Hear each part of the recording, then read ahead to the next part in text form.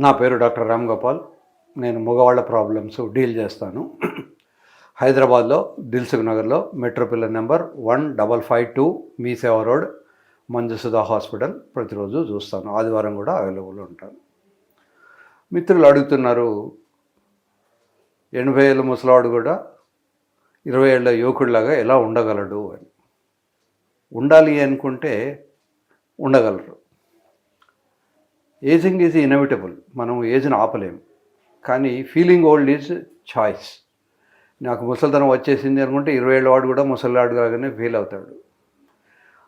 అదే 60 ఏళ్ళ వాడైనా 70 ఏళ్ళ వాడైనా నాకు ఇంకా శక్తి ఉంది అని అనుకుంటే he can move on. Even మామూలు శృంగారమనే కాకుండా మామూలు లైఫ్లో కూడా పొద్దున్న లేచినప్పటి నుంచి సాయంకాలం వరకు రిటైర్ కాగానే జనాలు అనుకుంటారు వాళ్ళు ఎందుకు పనికి రాలేకపోయారు. కానీ చాలామంది రిటైర్ అయిన తర్వాత కూడా ఏబుల్ బాడీడ్ ఉంటారు. కనుక జస్ట్ బికాజ్ వాళ్ళకి ఆఫీస్లో జాబ్ లేనంత మాత్రాన వాళ్ళు పనికిరాదని కాదు. సొసైటీలో వాళ్ళకు చాలా ఇంపార్టెన్స్ ఉంటుంది. వాళ్ళ ఎక్స్పీరియన్స్కి వాల్యూ ఉంటుంది. ఫిజికల్గా కూడా వాళ్ళు అన్ని రకాల యాక్టివిటీస్లో ఉంటారు. వాళ్ళకు కూడా శృంగారమైనటువంటి కోరికలు కూడా వస్తుంటాయి. కనుక ఇవేమీ తప్పు కాదు. మనకు ఇండియాలో ఏమిటి అంటే వయసు వచ్చిన తర్వాత ఒకటే రామకృష్ణ అనుకోవాలి అని. రామకృష్ణ అనుకోవచ్చు, కానీ కృష్ణుడు కూడా ఊరికే సన్యాసం తీసుకొని కూర్చోలేదు. ఆయన కూడా సంసారం చేశాడు. కనుక సంసారం చేయకూడదు అని ఎక్కడా లేదు. ఎప్పుడైతే కట్టుకున్న భార్యతో సంసారం చేస్తారో అది బ్రహ్మచర్యంతో సమానం అని చెప్తారు. పోతన్నది ఒక పద్యం ఉంది, హాలికులైననేమి అని రాసి చెప్పుకుంటూ నిజదార సుతోదర పోషణార్థమై అంటాడు. వ్యవసాయం చేస్తే మాత్రమేమి, నా నిజదార అంటే ధర్మపత్ని ఉన్న పిల్లల కోసమని ఏ పని చేసినా తప్పులేదు అని. కనుక ఎంత వయసు వచ్చినా వాళ్ళకు కూడా లేడీస్ కూడా కోరికలు ఉంటాయి. అబ్బాయిలకు ఉంటాయి, అమ్మాయిలకు ఉంటాయి, ముసలాళ్ళకు ఉంటాయి, పెద్దవాళ్ళకు ఉంటాయి, అందరికీ ఉంటాయి.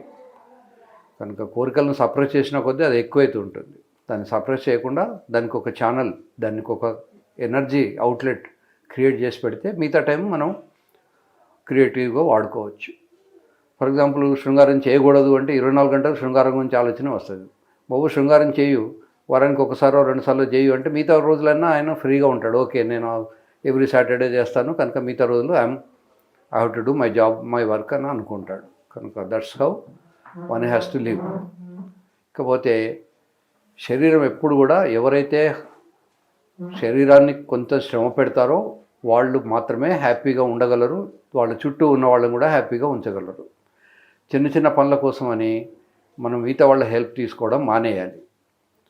ఫర్ ఎగ్జాంపుల్ ఒక గ్లాస్ నీళ్ళు తెచ్చుకోవాలనుకోండి, ఏ సర్వెంట్కో బెల్ కొట్టి తెమ్మనొద్దు, మనమే పోయి తెచ్చుకోవాలి. కూరగాయల సంచి ఉందనుకోండి, కూరగాయలు మనమే తెచ్చుకోవాలి. డ్రైవర్ తీసుకొస్తాను అంటే వద్దనాలి. ఇలా చిన్న చిన్న పనులు చేసుకుంటూ ఉండాలి. రోజు కొంచెం సేపు 15 నుంచి 20 నిమిషాలు అతి బరువు లేనటువంటి చిన్న చిన్న జిమ్లోకి వెళ్ళి తక్కువ బరువు ఉన్నటువంటి డంబెల్స్ కానీ మిగతా మజిల్ ఎక్సర్సైజ్ కానీ చేస్తూ ఉండాలి. తర్వాత స్ట్రెచింగ్, బాడీ అన్ని రకాలుగా అన్ని యాంగిల్స్లోనూ వంగడం, ముందరికి వంగడం, వెనక్కి వంగడం, సైడ్కి వంగడం, ఇవన్నీ చేస్తుండాలి. దానివల్ల నాకు ముసలితనం వచ్చేసింది, నేను పనికిరాని వాడిని అనే ఫీలింగ్ ఫస్ట్ పోతుంది. ఇంకా రెండోది, వాళ్ళకు కొన్ని హార్మోన్స్ అని ఉంటాయి. ఫర్ ఎగ్జాంపుల్ టెస్టోస్టెరాన్ అనే హార్మోన్ తగ్గిపోయినప్పుడు కోరికలు కూడా పోతాయి. కనుక మధ్య మధ్య టెస్ట్ చేసుకొని హార్మోన్ లెవెల్ ఎంత ఉంది. ఈ హార్మోన్కు డయర్నల్ వేరియేషన్ ఒకటి ఉంది.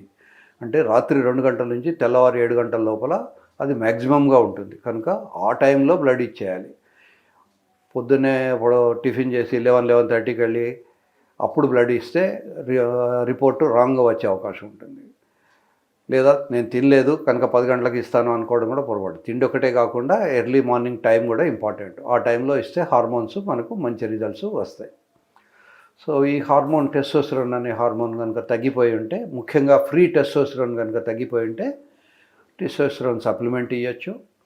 ముఖ్యంగా మనం ఎక్సర్సైజ్ చేసినప్పుడు కూడా టెస్టోస్టెరాన్ అనే హార్మోన్ వస్తుంది కనుక రెగ్యులర్గా కొంతసేపు 15 నుంచి 20 నిమిషాలు ఎక్సర్సైజ్ చేస్తే సరిపోతుంది. 15 నుంచి 20 నిమిషాలు ఎక్సర్సైజ్ చేస్తే సరిపోతుంది. ఈ ఏం ఎక్సర్సైజ్ చేయాలి అంటే బ్రిస్క్ వాక్ కానీ, రన్నింగ్ కానీ, జంపింగ్ కానీ, స్కిప్పింగ్ కానీ, స్విమ్మింగ్ కానీ, మనకు ఏది అలవాటుగా ఉంటే ఏ దానితో అయితే ఎక్కువ శ్రమ లేకుండా హ్యాపీగా చేయగలమో అది చేయాలి.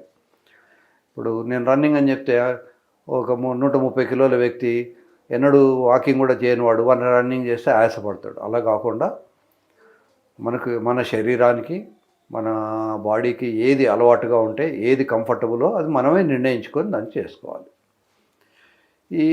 దీని తర్వాత ఫుడ్. బరువు ఎంత తక్కువ ఉంటే అంత బాగా రన్ చేయగలరు, అంత బాగా శృంగారంలో పాల్గొనగలరు. కనుక బరువును నియంత్రించుకోవాలి. బరువును ఎలా నియంత్రించుకోవాలి అంటే కూరగాయలు, పప్పులు ఎక్కువ తినేసి అన్నం కానీ, రొట్టెలు కానీ తక్కువ తినాలి. దురదృష్టవశాత్తు మన తెలుగు రాష్ట్రాల్లో మనందరికీ ఆవకాయ అన్నం తినడం అనేది వెరీ కామన్ ఫ్యాక్ట్. సో అప్పుడు అన్నం ఎక్కువ ఉంటుంది, దాంతోపాటు ఆవకాయలో పెద్దగా చెప్పుకోదగ్గనటువంటి న్యూట్రియంట్స్ ఏమీ ఉండవు. ఐరన్ ఒకటి మాత్రం దాని నుంచి సప్లై ఉంటుంది. కనుక అలా కాకుండా ప్రోటీన్స్, కార్బోహైడ్రేట్స్, ఫ్యాట్స్ ఇవన్నీ కూడా ఒక పద్ధతి ప్రకారం తీసుకోవాలి. ప్రోటీన్స్ ముఖ్యంగా వెజిటేరియన్స్కి అయితే పప్పులలోనూ, పాలల్లోనూ, పాల ప్రోడక్ట్స్లోనూ ఉంటాయి. అదే నాన్ వెజిటేరియన్స్కి అయితే ఎగ్, చేపలు, మాంసము వీటిలలో ఉంటాయి. ఇవన్నీ కూడా ఫ్రెష్గా తీసుకునేందుకు ప్రయత్నం చేయాలి. బరువు తర్వాత చూసుకోవాల్సింది సైకలాజికల్ ఫీలింగ్స్. ఒక మంత్రం ఉంది, అందులో సెల్ఫ్ సజెషన్, ఆటో సజెషన్ ఉంటుంది. పశ్యేమో శరదశతం అంటే నేను 100 శరద్ అనేటువంటి దసరా టైంలో వచ్చేటువంటి ఆ సీజన్ను చూస్తాను అని. పశ్యామి అంటే చూస్తాను అని అర్థం. అలా నేను 100 సంవత్సరాలు బతుకుతాను అని సెల్ఫ్ సజెషన్ చేసుకోవాలి. 60 ఏళ్ళు రాగానే క్లాస్మేటో లేకుంటే వాడి ఆఫీస్ మేటో ఎవడైనా చనిపోతే ఇక వాడు చనిపోయాడు, నెక్స్ట్ నేనే అనే ఫీలింగ్లో ఉండదు. ఎట్లాగూ డెత్ వస్తుంది, కానీ ఎప్పుడో వచ్చేదానికోసం రోజు నిమిషానికి నాకు డెత్ వచ్చేస్తుంది, నేను పోతాను అని అనుకున్నప్పుడు వాడికి ఎక్కడ లేని శక్తి లేకుండా ఉంటారు. అలా కాకుండా నేను బతుకుతాను, నేను చేస్తాను, నేను మనవల్ని చూస్తాను, మనవరాళ్ళని చూస్తాను అని సెల్ఫ్ సజెషన్ చేసుకోవాలి. దీన్ని ఆటో సజెషన్ అంటారు. తర్వాత 2 బట్టలు ఏజ్కి తగ్గట్టు వేసుకోవాలి. ఎలాగో యూత్గా ఫీల్ అవ్వాలి అని చెప్పాను కదా అని మనవడు వేసుకునే బట్టలు తాతగారు వేసుకుంటే people will laugh at us. కనుక బట్టలు డీసెంట్గా వేసుకోవాలి. శరీరాన్ని కొంచెం అదుపులో ఉంచుకోవాలి. తర్వాత మనకు కోరికలు ఉండాలంటే చుట్టూ ఉండే వాళ్ళని బట్టి ఉంటుంది. సో సంగాత్ సంజాయతే కామహ అంటాడు భగవద్గీతలో. సంగత్ అంటే చుట్టూ ఉండేవాళ్ళు, సత్సంగ్ అంటారు చూడండి. సో దానికోసమని ఎవరైతే శృంగారం గురించి మాట్లాడతారో, ఎవరైతే శృంగారం గురించి చెప్తూ ఉంటారో వాళ్ళ మాటలు వినడము, వాళ్ళ దగ్గర వెళ్ళి కూర్చోవడము, వాళ్ళతో స్నేహం చేయడము, ఇవన్నీ చేస్తూ ఉంటే శృంగార కోరికలు ఉంటాయి. అలా కాకుండా మీరు ఎప్పుడు రామకృష్ణ అనుకునే రామకృష్ణ మఠంలోనో ఇంకెక్కడనో ఉంటే అవే ఆలోచనలు వస్తాయి. కనుక సంగాత్ సంజాయతే కామహ. సో చుట్టూ ఉండే ఎన్విరాన్మెంట్ను కూడా మనం దృష్టిలో పెట్టుకొని ఎవరితో ఉంటే మనకు యువకుడిగా ఫీల్ అవుతాము అనేది చూసుకోవాలి. ఇవి కాకుండా కొన్ని ట్యాబ్లెట్స్ ఉంటాయి. ఫర్ ఎగ్జాంపుల్ వార్డనాఫిల్, సిల్డనాఫిల్, టెడలాఫిల్, అవెనాఫిల్ అనే ట్యాబ్లెట్స్ ఉంటాయి. ఈ ట్యాబ్లెట్స్ వేసుకోవడం వల్ల కూడా అంగానికి పటుత్వం వస్తుంది. కొద్దిమందికి చాలా ఏజ్ వచ్చిన తర్వాత ట్యాబ్లెట్ వేసుకున్నప్పటికీ అది పనిచేయదు. అలా ఉన్నప్పుడు they can opt for surgery. దాన్ని పినైల్ ఇంప్లాంట్ సర్జరీ అంటారు. ఇప్పుడు చెవిలో దూది పెట్టినప్పుడు దూది ఒక్కోసారి వెళ్ళనప్పుడు ఒక పుల్లకు దూది పెడతాం, అప్పుడు పుల్లకున్న బలం దూదికి వస్తుంది. అలాగే ఈ పినిస్ మోడలు ఇంత పెద్దగా ఉన్నా కూడా దీనికి బలం లేకపోతే ఇట్లా వంగిపోతుంటుంది. వంగినది లోపలికి వెళ్ళలేదు. దీనికి సెల్ఫ్ టెస్ట్ అంటారు. మనమే 2 వేళ్ళు ఒకవైపు, ఇంకోవైపు పెట్టినప్పుడు ముందరికి కానీ వెనుక కానీ వంచగలిగినాం అనుకోండి, అది లోపలికి వెళ్ళలేదు. అలా కాకుండా ఇది ఇంప్లాంట్ అంటారు. ఇది జర్మన్ ఇంప్లాంట్. ఈ ఇంప్లాంట్ కనుక మనం ఆపరేషన్ చేసి లోపల పెడితే బయటికి కనబడదు. దీన్ని మనం వంచలేము, ఎందుకంటే ఇలా పెట్టినప్పుడు ఇలా అది వంగలేదు. దీనికి ఉన్న శక్తి ఉంటుంది. దీనికి ఎంత శక్తి ఉంటుంది అంటే అవసరం వస్తే 500 గ్రాముల బరువు కూడా ఇది మోయగలదు. ఇదే ఈ ఇంప్లాంట్ లేనప్పుడు పెడితే ఇది లేవడం కష్టమవుతూ ఉంటుంది, దీన్ని లేపడం కూడా ఇబ్బంది అవుతుంది. సో అవసరం అనుకుంటే సర్జరీ కూడా చేయించుకోవాలి. సర్జరీ చేయించుకోవడం అనేది క్రైమ్ కాదు, రేప్ కాదు, మర్డర్ కాదు. సో సిగ్గుపడద్దు, ఎందుకంటే జీవితం పోతే మళ్ళీ రాదు. పోయిన వయస్సు రాదు. మీరు డబ్బు సంపాదించుకోవచ్చు, ఇంకేమైనా సంపాదించుకోవచ్చు, కానీ లైఫ్ను మళ్ళీ తిరిగి పొందలేరు. కనుక ముఖ్యంగా రిటైర్ అయిన తర్వాత పిల్లలు అమెరికాలో ఉన్నారు, మీరు ఎంత సంపాదించి పెట్టినా, మీరు 1 కోటి సంపాదించి పెట్టినా మళ్ళీ వాళ్ళకి ఇంకో 1 కోటి కావాలంటారు. మీరు 10 కోట్లు ఇచ్చినా ఇంకో 10 కోట్లు కావాలంటారు. కనుక వాళ్ళ కోసమని, వాళ్ళ పుట్టే పిల్లల కోసమని విపరీతమైన సంపాదన ఆలోచించకుండా మీ శరీరానికి, మీ ఆనందానికి వాడుకోండి. తర్వాత మధ్య మధ్య ఏదైనా పిల్గ్రిమేజ్కి వెళ్ళాలి, కొత్త ప్లేస్లకు వెళ్ళాలి, టూరిజం వెళ్ళాలి. దానివల్ల కొంత ఉత్సాహం వస్తూ ఉంటుంది. ఇదే టైంలో మగవాళ్లకు 65-70 ఏళ్ళు వచ్చేసరికి వాళ్ళ భార్యలకు కూడా సుమారుగా 55-60 వయస్సు రావచ్చు, ఇంకా కొంచెం ఎక్కువ కూడా ఉండొచ్చు. సో లేడీస్కి ఏంటంటే మంత్లీ సైకిల్ ఆగిపోయిన తర్వాత వాళ్ళకు రొమ్ములు కొంచెం వేలాడబడతాయి, పొట్ట వస్తుంది, బట్టతల వస్తుంది, ఒక్కొక్కసారి సన్న మీసం కట్టు కూడా వస్తుంది. దీంతోపాటు వాళ్ళ జననాంగాలు కూడా టైట్ అయిపోయి డ్రై అయిపోతుంటాయి. డ్రై ఉన్నప్పుడు మీరు శృంగారం చేసినప్పుడు అమ్మాయికి ఇబ్బంది కలగడం జరుగుతుంది. కనుక డ్రై లేకుండా లూబ్రికెంట్స్ పెట్టుకోవచ్చు. మార్కెట్లో చాలా లూబ్రికెంట్స్ ఉంటాయి. ఒకవేళ మార్కెట్లో పెట్టుకునే లూబ్రికెంట్స్ మీకు ఇష్టం లేకపోయినా, దాంతో అలర్జీ వచ్చినా మీరు ఇంట్లో వాడే కొబ్బరి నూనె వాడుకోవచ్చు. తర్వాత ఆయింట్మెంట్స్ వాడుకోవచ్చు. జైలకన్ జెల్లీ అని ఒకటి ఉంటుంది, అది వాడుకోవచ్చు. ఇట్లాంటివి ఏమైనా పెట్టుకొని శృంగారం చేయాలి. తర్వాత బై ఛాన్స్ ఒకవేళ మీరు శృంగారం చేసినప్పుడు అది లోపలికి ఎంటర్ కాకపోతే డిసప్పాయింట్ కావద్దు. Because age limited.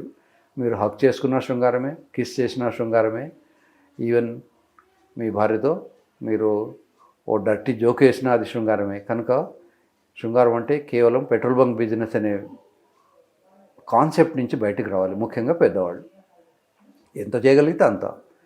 ఇప్పుడు అందరికీ మనం స్కూల్లో జాయిన్ చేసినప్పుడు అందరికీ 100 మార్కులు రావు. ఒకటి 90 వస్తుంది, వాడికి 60 వస్తుంది, వాడికి 30 వస్తుంది, వాడికి 10 వస్తుంది. ఎన్ని మార్కులు వచ్చినా వాడు స్టూడెంటే. అలాగే కొంత వయసు వచ్చిన తర్వాత మీరు ఎంత చేయగలిగితే అంత చేయాలి, ప్రయత్నం చేయాలి. ఎప్పుడు కూడా మానసికమైనటువంటి కాన్ఫిడెన్స్ లేకపోతే ఎవరూ చేయలేరు. సో కాన్ఫిడెన్స్ అనేది వెరీ ఇంపార్టెంట్. నేను చేయగలను అనుకున్నప్పుడు చేయొచ్చు. బై ఛాన్స్ పోకపోతే కూడా నష్టమేం లేదు. ఇప్పుడు అది లోపలికి ఎంటర్ కాకపోయినంత మాత్రాన వీళ్ళకి జరిగేది ఏమి నష్టమేమి ఉండదు. ఓకే, ప్రయత్నం చేయండి. కాకపోతే ట్యాబ్లెట్స్ వాడుకోండి. ట్యాబ్లెట్స్ వాడుకోగా కూడా కాకపోతే ఆపరేషన్ ఉంటుంది, ఆపరేషన్ చేయించుకోండి. ఆపరేషన్ చేయించుకోవడానికి మొహమాట పడకండి. చెప్పండి, ఒకవేళ మీకు అంత మొహమాటంగా ఉంటే అక్కడ ఏదో గడ్డ వచ్చిందనో ఇంకేదో అయిందనో చెప్పుకోండి. అంతేగాని మనమేం సత్యహరిశ్చంద్రులం కాదు. ఏ చిన్న అబద్ధం ఆడకుండా జీవితం గడవదు. కనుక అప్పుడప్పుడు అవసరం అనుకుంటే చిన్న చిన్న అబద్ధాలు ఆడుతూ ఉంటాం. It's very common thing. నేను ఒక పెద్ద మనిషికి 76 ఏళ్ళ వయసున్న పెద్ద మనిషికి సర్జరీ చేశాను. నెక్స్ట్ డే ఒక కారు నిండా జనాలు వచ్చారు, ఒక 10-15 మంది డాక్టర్లు. ఆ పెద్ద మనిషి మనవరాళ్ళు, వేరే చుట్టాలు అందరూ డాక్టర్లే. నన్ను అడిగారు, మా తాతగారికి ఏం ఆపరేషన్ చేశారు? నేను నన్ను చెప్తాను, కూర్చోండి అని.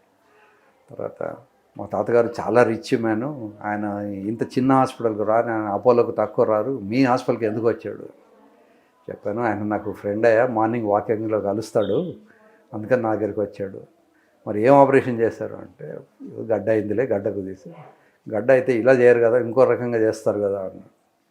గడ్డ పెద్ద సైజు ఉంది, అందుకని ఇలా చేశాను. అమ్మ మాకు ఎవరికి చెప్పలేదు కదా అన్నారు. మరి ఆ విషయం ఆ ఏరియాలో ఉన్నప్పుడు చెప్పడానికి వీలు కాదు కదా, ఆయన మొహమాట పడి ఉంటాడులే అన్నాను. ఆయన రిలేటివ్స్ అంతా వెళ్ళిపోయిన తర్వాత patient was very happy. Sir, నాకు సర్జరీ వల్ల వచ్చిన దానికన్నా వీళ్ళందరూ వచ్చినప్పుడు మీరేమైనా చెప్తారేమో అని నేను భయపడిపోయాను, ఐఎమ్ వెరీ హ్యాపీ అని చెప్పాడు. కనుక మాకు పేషెంట్కు డాక్టర్కు ఒక రిలేషన్షిప్ ఉంటుంది. మేము సాధ్యమైనంత వరకు పేషెంట్ కండిషన్ పేషెంట్లకు తప్పితే వేరే వాళ్ళకి చెప్పాము. ఈవెన్ భార్యతో చెప్పమన్నా కూడా అతను కన్సెంట్ ఇస్తేనే చెప్తాం. కొంతమంది వస్తారు, సార్ మా భార్యకు మాత్రం మీరు ఆపరేషన్ చేసినట్టు చెప్పొద్దు. ఓకే, మనకేమైంది, ఆపరేషన్ చేసామని చెప్తా కానీ ఫలానా ఆపరేషన్ చేసాము అని చెప్పము అట్లా. కనుక మీరు ధైర్యంగా ఉండండి, ఎక్సర్సైజ్ చేయండి, మంచి ఫుడ్ తీసుకోండి, కనీసం శరీరాన్ని వంచండి అన్ని రకాల యాంగిల్స్లోనూ. మొదటి రోజు రాకపోతే రెండో రోజు వస్తుంది. వరుసగా చేస్తుంటే కొద్ది రోజుల తర్వాత మీ శరీరం మీకు, మీ పటుత్వం మీకు వస్తుంది. So all the best.